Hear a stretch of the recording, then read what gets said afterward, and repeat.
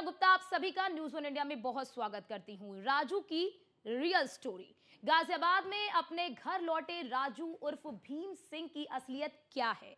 आखिर इस पूरी पहेली में सच क्या है? क्या लापता व्यक्ति की कहानी चमत्कारिक रूप से अपने परिवार से फिर मिलने की आई? लेकिन क्या सच्चाई है? पहले देहरादून में और फिर गाजियाबाद में सालों की गुमनामी के बाद घर का बेटा लौट आया, लेकिन इसमें सच क्या है? क्या घर लौटा शख्स देहरादून का मोनू शर्मा है या गाजियाबाद का राजू उर्फ भीम सिंह? अभी तक पुलिस इस पहेली को सुलझाने में जुटी थी, लेकिन जब सच सामने आया तो सब हैरान रह गए, क्योंकि वो ना भीम सिंह है ना राजू। आखिर वो कौन है? देखिए इस स्पेशल रिपोर्ट में।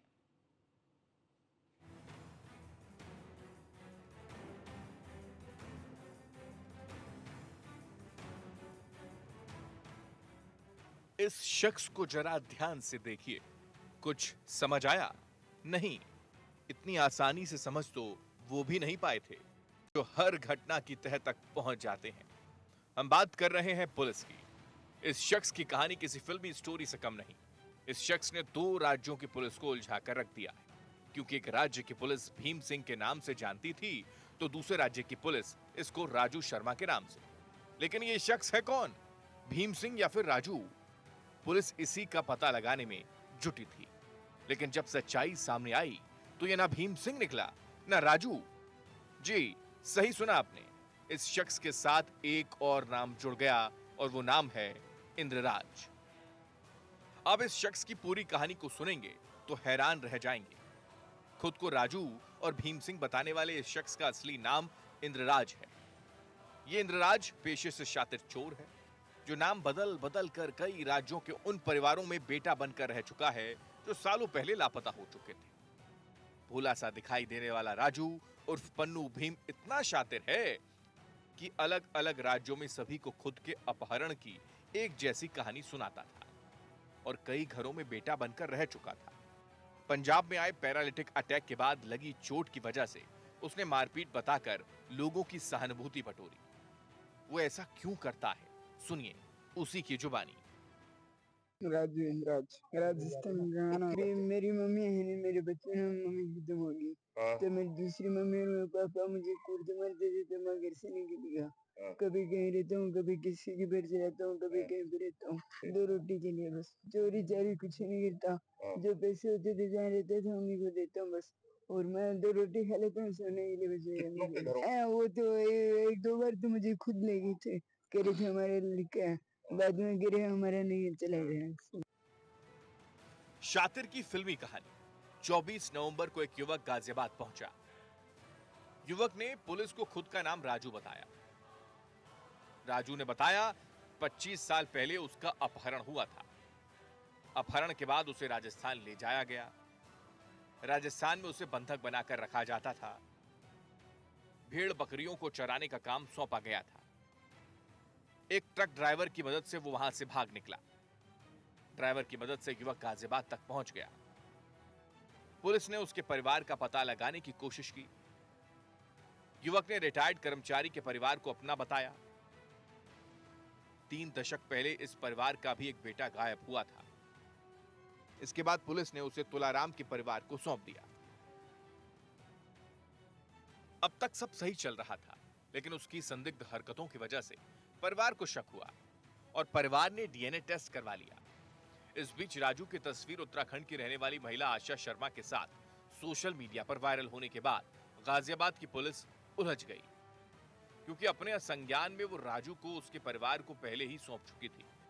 जांच आगे बढ़ी तो पता चला कि राजू जुलाई में देहरादून की आशा शर्मा का खोया बेटा मोनू बनकर उसके साथ रह रहा था और काम की तलाश में दिल्ली गया था। लेकिन गाजियाबाद में रिटायर्ड बिजली कर्मचारी तुलाराम के परिवार को अपना उसने बताया और उनके साथ रहने लगा। गाजियाबाद के एक परिवार के पास 31 साल बाद लौटा राजू अब उसकी हकीकत कुछ और ही बयां कर रही है। दरअसल इस वक्त राजू पुलिस हिरासत में है और उसका नाम अब इंद्रराज निकलकर सामने आ रहा है। बताया जा रहा है कि वह राजस्थान का रहने वाला है, लेकिन ऐसा क्यों उसने किया? हमारे साथ राजू की माँ मौजूद हैं जो उस वक्त माँ थी, लेकिन अब उन्होंने भी साफ तौर पर कह दिया कि राजू से इनका कोई मतलब नहीं है। जी, जब आपने उसको पहली बार देखा तो कैसे शिनाख्त की कि ये आपका ही बच्चा है? ये हम गए थे वसुंधरा, वहाँ जो है इसने भक्का मेरी कौड़ी भर ली, तो इसने कहा मेरी मम्मी ये है।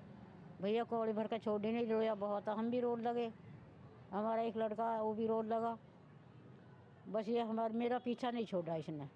पुलिस वाले कह रहे हैं माता जी तुम्हारे बच्चा है ये। मैंने कहा हाँ भैया, और तो इसकी माँ की है।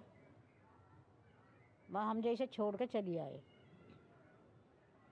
इसके पापा भी गए तो पापा भी बतावे यूँ, लड़की गई तो लड़की ने ये संतोष है, यूँ मोटी है, यूँ है, सबके नाम बता दिए इसने। अच्छा, शरीर पर भी कुछ निशान थे, तिल वगैरह थे जिसको देखकर आपने हाँ, पुष्टि की? था इसका, वो भी है इसका। और भैया हमने कहीं उंगली नहीं कटी हुई है इसका, ऐसा है, मतलब ये हमारा नहीं है अब। अच्छा, जब वो यहाँ पर रहा तो किस तरह का उसका बर्ताव रहा? लगभग 2 दिन 3 रात यहाँ पर रहा। हमने ये करा कि उसे कहिए पलंग पे सोएगा, कह रहा मैं पलंग पे नहीं सोऊंगा। हमने चारपाई पे कपड़े बिछा दिए, कह रहा मैं इस पे नहीं सोऊंगा, मैं नीचे सोऊंगा। नीचे कपड़े बिछा दिए, भैया उन्हें सब इकट्ठे कर दे रहे हैं यूँ, इकट्ठे करके तो फर्श पर सोख रहा। हम कह लगे तुझे बुखार हो जाएगा, ठंडा है यूँ। कह रहा हो जाने दे, तुम क्या लो। फिर घंसो उठ कर यहाँ लौट गया, यहाँ लौट कर कुर्सी पे बैठ गया। ये देखता था से होकर देखो क्या हो रहा है। मैं कहा क्यों खा देख रहा तो, अब तुम्हें क्या मतलब, मैं कुछ भी देखूँ मैं तो बाहर सोऊंगा, फलाना करूँगा। ये मतलब हमारे कब्जे में नहीं आया। फिर भी हमने बीच करके 2 दिन रखा ये, ताला लगा कर रखा? ताला भी लगाया हमने, यहाँ का भी लगाया, बाहर का भी लगाया। तो यूँ भगा हुआ फिर एक रहा। भैया हमारे बस की भगना नहीं, हमारे धोरे 2-3 लड़की थी हमारी, उन्होंने भगवा के ये भागा हाँ मंदिर के धोरे। हाँ सुई से लड़की पकड़ कर ले आई। फिर कह लगा मैं तो जाऊँगा, तुम मुझे रोकते क्यों हो। हमने भी ये पुलिस के यहाँ करी। अच्छा, इसके बाद जब यहाँ पर रहा आपकी बेटी को भी बेदखल करने की बात कही, प्रॉपर्टी में हिस्सा मांगा? देवती को कही थी और किसी लड़की को नहीं रखेंगे हम, इसके घर भिजवाओ। मैं क्यों भिजवाएं, आगे क्यों, ये मेरे से प्यार नहीं करती, यूँ नहीं करती, वो नहीं करती। हमने कही मन की ये नहीं जाएंगे, यहीं रहेंगी ये, अब तो मेरा हिस्सा दो। मैं का हिस्सा दो, यूँ कहा हाँ। मन की हिस्सा तो नोट किसने दिया मुझे कमा के, जब तू आया है हिस्सा मांग रहा तो मुझे कुछ दिखा तो सही, जब तो हिस्सा दूँगी। बस भैया ऐसी बात बिगड़े। फिर पुलिस तो कही मैंने, मन की भैया इन्हें ले जाओ, नहीं ये पुलिस वाले भी, वो नीचे थे, ये ऊपर हमारी गैल नाच रहा था। अच्छा, राजू ने पिछले 31 साल पुराने जख्म को ताज़ा कर गए, उस पर क्या कहें? हमें भैया पहले हम भूले बैठे अपने कर रहे खा रहे थे हम बुढ़े बुढ़िया, मतलब भैया जो बात नहीं वो बात हमें जख्म कर गया हमारे से। हम बहुत परेशान, बहुत दुखी हो रहे इस टाइम। दुनिया में हम छपवा दिए, दुनिया में मतलब बदनामी होगी हमारी, और कोई बात हासिल नहीं हो हमें। तो बिल्कुल देखिए, राजू जो कि अपने आप को 31 साल बाद लौटने का दावा कर रहा था, दरअसल वो राजस्थान के गंगानगर का रहने वाला निकला है, जो कि पुलिस के हिरासत में भी है।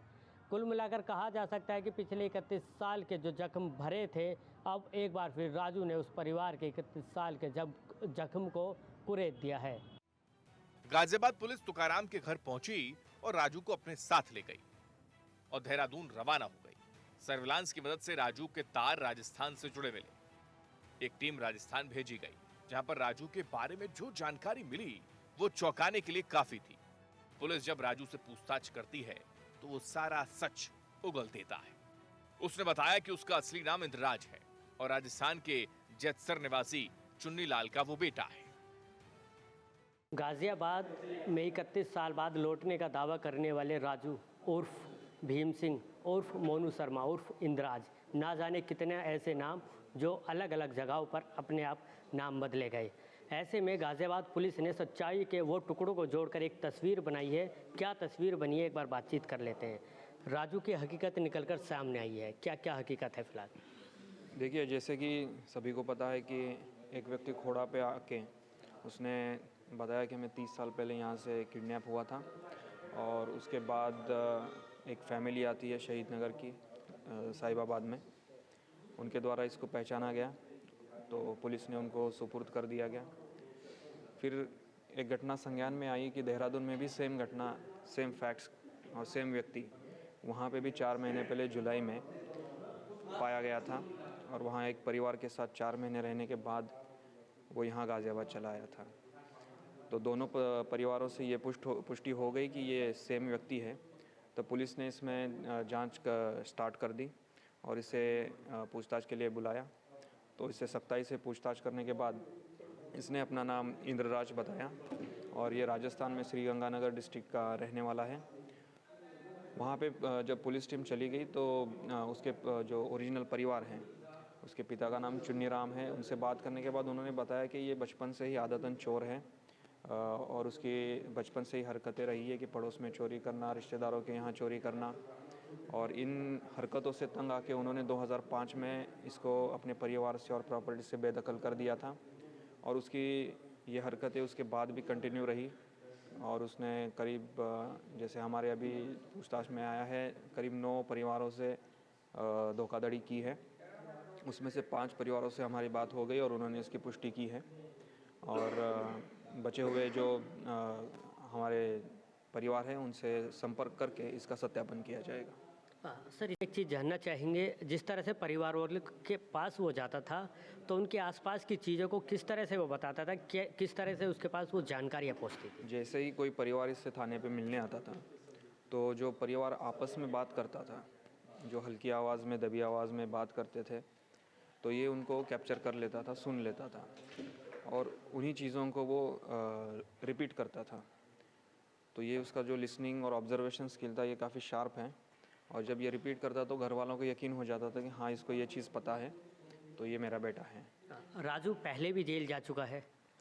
हाँ, ये 2021 में इसके ऊपर हनुमानगढ़ राजस्थान में एक मुकदमा लिखा गया था जिसमें ये एक परिवार के यहाँ चला गया था ऐसे ही फर्जी तरीके से। उसने उनको बताया था कि मैं आपके दूर का रिश्तेदार हूँ और मुझे पैसे की ज़रूरत है, तो वहाँ पे इन्होंने मजदूरी के लिए इसको खेतों में रख लिया था और 2 महीने रहने के बाद वहाँ से ये घर से चोरी करके भागा था, उसमें ये जेल गया था। सर, अगर हम बात करते हैं गुजारा बसर कैसे हो रहा था, क्योंकि अभी जो बातें निकलकर सामने आ रही हैं उसमें प्रॉपर्टी में हिस्सा मांगने की भी बात सामने आई है। देखिए, ये शुरुआत से चोरी करता था, पकड़ा जाता था बहुत बार, तो उसको जो जीवन चाहिए था वो बिना काम करे हुए दो टाइम की रोटी और छत मिल जाए, थोड़े पैसे मिल जाए, बट ये बार बार इसका प्रयास करता रहा, बार बार पकड़ा जाता था।